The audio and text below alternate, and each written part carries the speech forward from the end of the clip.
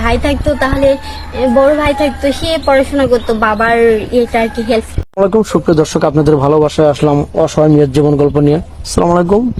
ওয়ালাইকুম সালাম। হ্যাঁ আপু, কেমন আছো? হ্যাঁ ভাইয়া, আমি ভালো আছি। হ্যাঁ, তোমার নামটা জানো কি? উর্মি। উর্মি। তোমার দেশের বাড়ি home district? Home district Barishal Bhola. আচ্ছা, তোমার ফ্যামিলিতে কে কে আছেন? আমার ফ্যামিলিতে আছে আমার একটা বোন, আমার মা আর আমি। ও আচ্ছা, ফ্যামিলিতে তোমার দুই বোন, ভাই নেই তো? দুই বোনের ভিতরে কে বড়?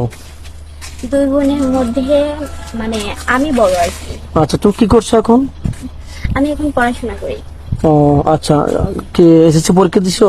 হ্যাঁ, এসএসসি পরীক্ষা দিয়েছি। দেখি কলেজে গেছো এই তো? হ্যাঁ।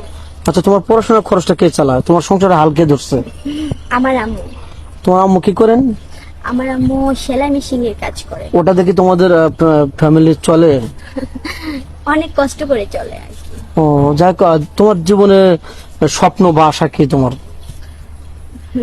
আমার জীবনে অনেক স্বপ্ন ছিল, যদি আমার বাবা বেঁচে থাকতো তাহলে আমার অনেক স্বপ্ন ছিল যে আমি পড়াশোনা করে ডক্টর হব। হ্যাঁ, কিন্তু আমার বাবা নেই। বাবা না থাকার জন্য আমার মা আর কি সেলাই মেশিনের কাজ করে আমাকে পড়াশোনা করাই।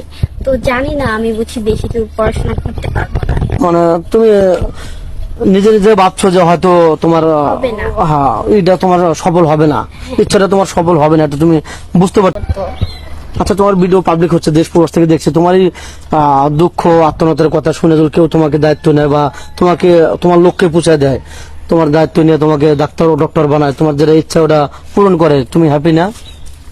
অবশ্যই হ্যাপি। যাক, সে যদি একটু বয়স বেশি হয়, তোমার বয়স যেমন 20, তার বদল 40 হয়ে গেছে, কিন্তু মেনটা ভালো, তোমাকে আগলে রাখবে, খুশিতে রাখবে, তাহলে কি তোমার প্রবলেম আছে? দেখেন ভাইয়া, বয়স কিন্তু ইয়ে না। হ্যাঁ, যদি সে একটা ভালো মনের মানুষ হয়, যদি একজনের উপকারে আসে, তাহলে তো কোনো কথাই নেই। ছেলেটা ভালো হয়, যদি ভালো মনের হয়, যদি বোঝে আমার ফ্যামিলি থেকে যদি যেতে দেয়, তাহলে আমি যাব। আচ্ছা, তুমি তো মুসলমান না? হ্যাঁ, মুসলমান। নামাজ কালাম তো পড়া হয়? হ্যাঁ, নামাজ পড়ি। আচ্ছা, তোমার কি যৌথ ফ্যামিলি ভালো লাগে না সিঙ্গেল ফ্যামিলি ভালো লাগে? আমার কাছে যৌথ ফ্যামিলি ভালো লাগে। এরকমটা কেন? কারণ এখন চাচ্ছে যে বর্তমান যে কালচার শুধু স্বামীকে চায়, কারণ স্বামীকে নিয়ে টানাটানি করে, শ্বশুর শাশুড়িকে নিয়ে টানে না। না ভাইয়া, আমি বলবো যে মা বাবা অনেক কষ্ট করে ছেলেকে বড় করে মানুষ করে। হ্যাঁ, তারপরে যদি তার ওয়াইফকে পেয়ে সে যদি তার ফ্যামিলিকে ভুলে যায়, তাহলে তো সেটা দুঃখজনক বিষয়, তাই না? অবশ্যই। আমি চাই সবাই মিলে একসাথে থাকবো। আচ্ছা, এই ভিডিওটা পাবলিক হচ্ছে, দেশ প্রবাস থেকে অনেক ভাইয়া দেখছে, তোমাকে কিভাবে পাবে একটু বলো তো, স্ক্রিনে বলে দাও। আমাকে কিভাবে পাবে? আপনার মাধ্যমে পাবে। মানে কন্ট্যাক্ট করতে চাইলে, আমাকে পেতে চাইলে, তাহলে ভাইয়ের সাথে যোগাযোগ করলে আমাকে পেয়ে যাবে। মানে মেয়েটা খুবই নার্ভাস, কখনো আগে ভিডিওতে আসে নাই, তো যাই হোক, মেয়েটার কোনো ফোন নেই। মেয়েটা বোঝাতে চাচ্ছে যে আমাদের নাম্বার দেওয়া থাকবে, কেউ ভিডিও কল দেবেন না, স্ক্রিনে আমাদের নাম্বার দেওয়া থাকবে, কেউ ভিডিও কল দেবেন না, অডিও কল দেবেন। ভিডিও কল দিলে ব্লক করতে বাধ্য হবো। ভালো থাকবেন, সুস্থ থাকবেন, এই বলে শেষ করে দিচ্ছি। আল্লাহ হাফেজ।